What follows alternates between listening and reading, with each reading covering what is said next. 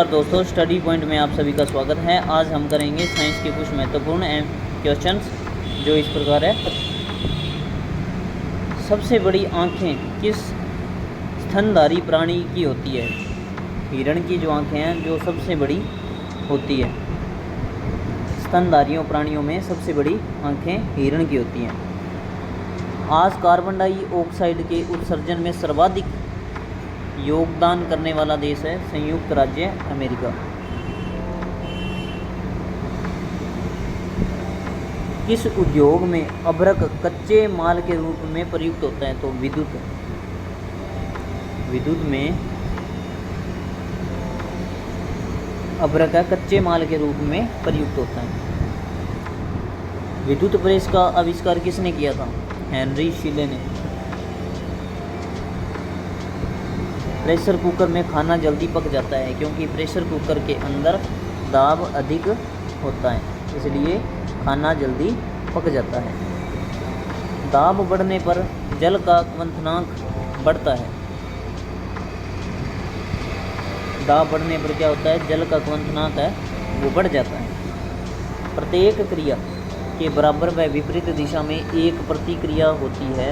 यह न्यूटन का कौन सा नियम है? यह न्यूटन का तीसरा नियम है।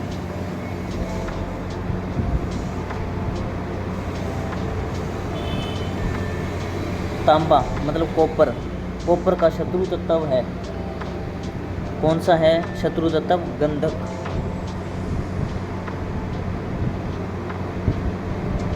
उगते व डूबते समय सूर्य लाल प्रतीत होता है क्योंकि लाल रंग का प्रकीर्ण सबसे कम होता है, इसलिए वह लाल रंग का दिखाई देता है। रेडियो एक्टिवता की खोज किसने की थी? हेनरी बेकरल ने। रेडियो एक्टिवता की खोज किसने की थी? हेनरी बेकरल ने।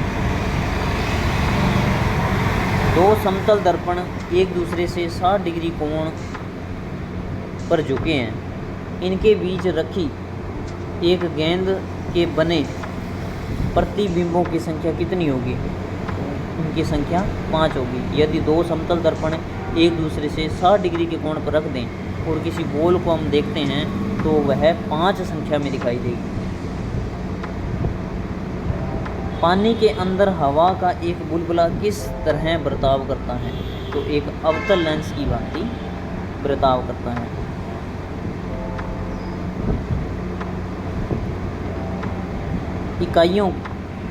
इकाइयों की समस्त व्यवस्थाओं में किस इकाई की मात्रा समान होती है? विशिष्ट गुरुत्व की इकाई की मात्रा समान होती है। यदि मनुष्य समतल दर्पण की ओर 4 मीटर प्रति सेकंड की चाल से आ रहा है तो दर्पण में मनुष्य का प्रतिबिंब किस चाल से आता हुआ प्रतीत होता है? तो 8 मीटर प्रति सेकंड की दर से आता हुआ प्रतीत होता है क्योंकि वह दुगनी हो जाती है, उसकी चाल दुगनी दिखाई पड़ती है। कारों, ट्रकों व बसों में ड्राइवर के सीट के बगल में कौन सा दर्पण लगा होता है? तो उत्तल दर्पण लगा होता है। ऐसे तत्व जिनमें धातु और अधातु दोनों के गुण पाए जाते हैं वे कहलाते हैं उपधातु। नेक्स्ट क्वेश्चन, वनस्पति विज्ञान के जनक कौन हैं? थियोफ्रेट्स वनस्पति विज्ञान के जनक। निम्नलिखित में से किसमें ध्वनि की चाल सबसे अधिक होती है? तो इस्पात में, कठोर धातु उसमें ध्वनि की चाल सबसे अधिक होती है इस्पात में। और सबसे कम बोले तो उसमें निर्वात में सबसे कम ध्वनि की चाल होती है। एक व्यक्ति घूमते हुए स्टूल पर बाहें फैलाए खड़ा है तो एकाएक वह बाहें सिकोड़ लेता है तो स्टूल का कोणीय वेग क्या हो, तो उसका वेग बढ़ जाएगा। चंद्रमा पर एक बम विस्फोट होता है तो इसकी आवाज़ पृथ्वी तक सुनाई देती है? नहीं, सुनाई नहीं देगी। चंद्रमा पर वायुमंडल न होने का कारण क्या है? पलायन वेग। चंद्रमा पर वायुमंडल न होने का क्या कारण है? पलायन वेग। किसी सरल लोलक की लंबाई 4% बढ़ा दी जाए तो उसका आवर्तकाल क्या हो? आधा हो जाए। 2 आधा बढ़ जाएगा,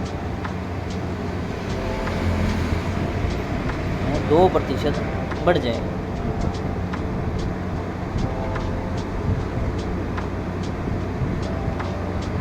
एक लड़की झूला झूल रही है, उसके पास एक अन्य लड़की आकर बैठ जाती है तो झूले का आवर्तकाल अपरिवर्तित रहेगा। हम रेडियो की घुंडी घुमाकर विभिन्न स्टेशनों के प्रोग्राम सुनते हैं, यह संभव है अनुनाद के कारण। वेंचुरीमीटर से आप क्या ज्ञात करते हैं? तो जल के प्रवाह की दर हम ज्ञात करते हैं इससे वेंचुरीमीटर से हम जल के प्रवाह की दर ज्ञात करते हैं। नदियों समुद्रों में जो प्रवाह होता है जल का, वह ज्ञात करते हैं वेंचुरीमीटर से। चौराहों पर पानी के फुहारे में गेंद नाचती रहती है क्योंकि पानी का वेग अधिक होने से दाब घट जाता है। यदि द्रव्यमान परिवर्तित हुए बिना पृथ्वी अपनी वर्तमान त्रिज्या में सिकुड़कर आधी रह जाए तो दिन होगा 12 घंटे।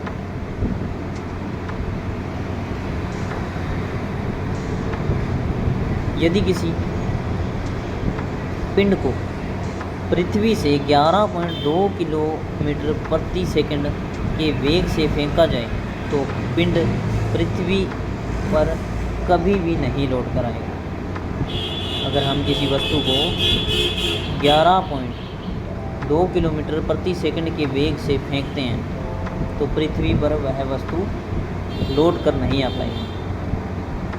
इसका पलायन वेग होता है 11.2 किलोमीटर प्रति सेकंड।